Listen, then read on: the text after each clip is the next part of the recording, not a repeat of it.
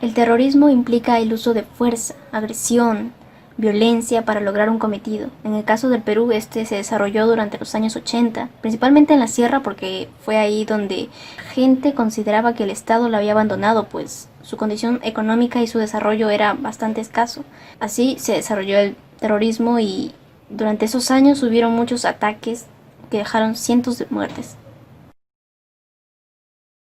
Elegimos tres clases en las que se habló o se hizo referencia al terrorismo. En primer lugar, elegimos la clase de la semana 11, realizada el 30 de octubre, en la que se habló parcialmente del terrorismo. ¿Por qué? Porque en este se habló del gobierno de Belaúnde y de cómo recién estaba apareciendo violencia terrorista y narcotráfico como una problemática en el Perú desde entonces, y cómo el gobierno de Belaúnde no le dio la suficiente importancia como para aplicar medidas contundentes para lidiar con ello, lo cual le causaría consecuencias más adelante. La segunda clase que escogimos fue la realizada en la semana 12, el 6 de noviembre, porque en esta se habla ampliamente del tema del terrorismo. Se menciona a dos grupos terroristas como son el MRTA y Sendero Luminoso, haciendo énfasis en Sendero Luminoso como un partido comunista.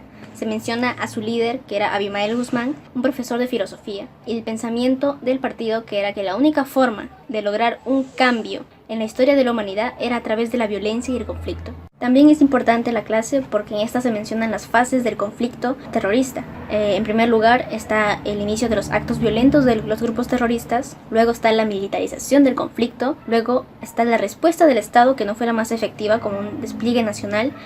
La tercera clase que escogimos fue la realizada en la semana 14, el 20 de noviembre, porque en esta se habla de las dos últimas fases del conflicto terroristas, complementando las mencionadas en la clase anterior. Sí, en clase se mencionó la penúltima fase del conflicto, que fue la crisis extrema, en la que los civiles tomaron la justicia por sus propios medios mientras observaban los abusos que se cometían por parte de los militares y por parte de los medios que el Estado conformó para poder enfrentar el conflicto terrorista. Y por último, la fase en la que se logra el declive del terrorismo con un grupo de inteligencia creado para contrarrestar el terrorismo. La primera aparición de Sendero Luminoso ocurrió el 17 de mayo de 1980, con el asalto de un colegio electoral en la que unos guerrilleros quemaron las urnas electorales. Pero, ¿cuáles fueron las causas del surgimiento de este grupo terrorista? Bueno, una de las causas fue el olvido del Estado peruano hacia el Perú profundo, el Perú olvidado, ya que desde años atrás ya existían movimientos socialistas, los cuales no se les había prestado atención y se les había dejado de lado a esta población marginada, separada del llamado Perú formal. A pesar que en ese mismo año de 1980 se realizaban las elecciones en el Perú, en la que se ejecutaba un cambio de un gobierno militar autoritario a un gobierno democrático.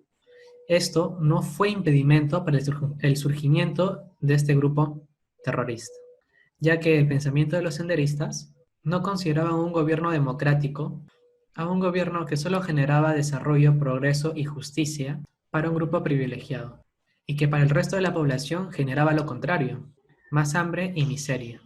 Por ello, los senderistas consideraban que sin una lucha, sin violencia, no lograrían un cambio.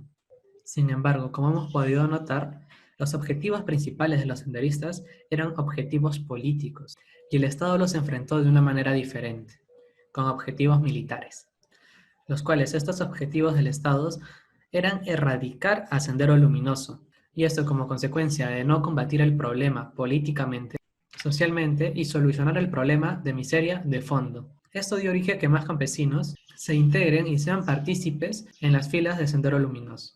Todo ello generó una desestabilidad en el Perú, en especial en la Sierra Central. Y esta guerra interna causó la muerte de miles de personas, entre militares, guerrilleros y personas inocentes.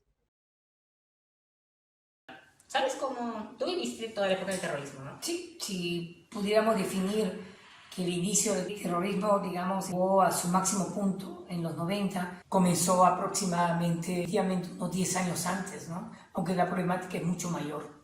O sea, disculpa que te corte, pero ¿sabes cómo empezó? Me parece a mí que el problema que hemos tenido nosotros, por eso no lo habíamos captado muy bien, es que no había noticias o no se hablaba mucho de lo que pasaba en las zonas donde se originó el terrorismo.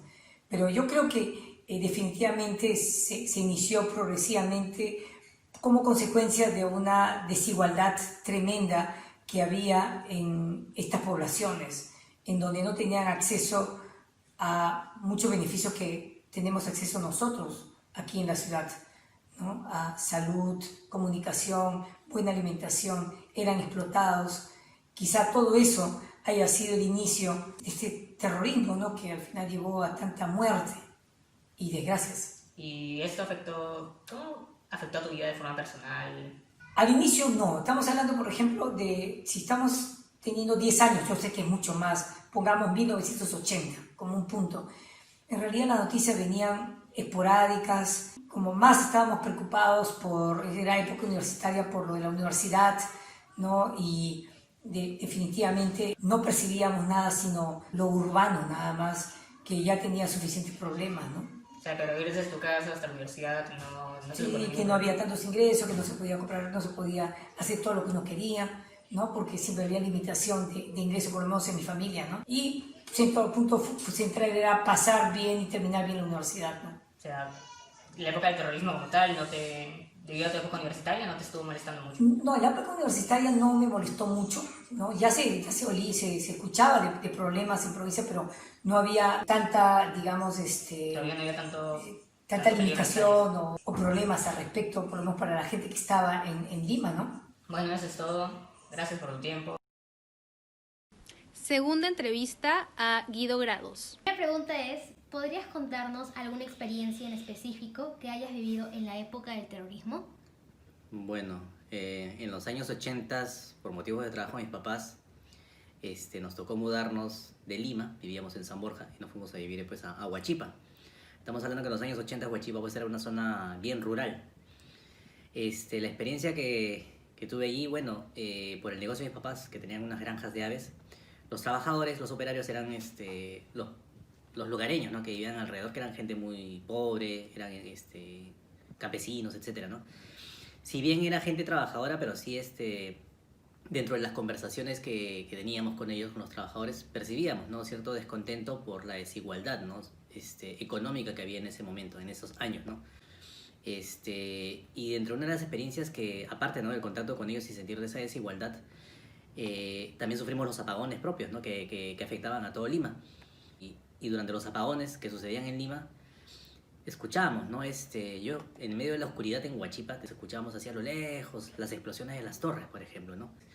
El coche bomba de Tarata también lo escuchamos. Imagínate, de Miraflores a Huachipa, escuchábamos esas explosiones, ciertas marchas o gritos, pero hacia lo lejos escuchábamos, ¿no? ¿De qué manera afectó su vida a raíz del terrorismo? La mayor enseñanza que más fue una experiencia social, digo yo, ¿no? Mudarnos a Huachipa en los años 80 pues era, digamos, pasar una zona bien urbana y residencial a una zona bien rústica. Y la experiencia, digamos, me sirvió bastante, ¿no? Un poco para ser consciente de esa desigualdad, ¿no? que había en esa época, ¿no? Y bueno, pues, como sabemos, el terrorismo fue uno de los momentos más oscuros dentro de la historia de nuestro país. Es una huella imborrable que nadie los va a quitar, porque se ocurrieron sucesos como matanzas, homicidios, secuestros, abusos, incompetencia, entre otros aspectos negativos. Y todo esto debido a la incompetencia por parte de las autoridades, quienes no tuvieron un plan de gobierno muy claro y sobre todo no tomaron medidas suficientes para poder acabar con este atentado que se estaba dando en nuestro país. Además, el grupo de Sendero Luminoso, los grupos terroristas, avanzaron cada vez más dentro de la Sierra Peruana, incentivando el odio y la violencia para la toma de poder. El grupo de Sendero Luminoso sí tenía ideas claras para poder gobernar, pero lo malo de esto fue por el simple hecho de tomar el poder usando las armas. Y eso es algo muy lamentable.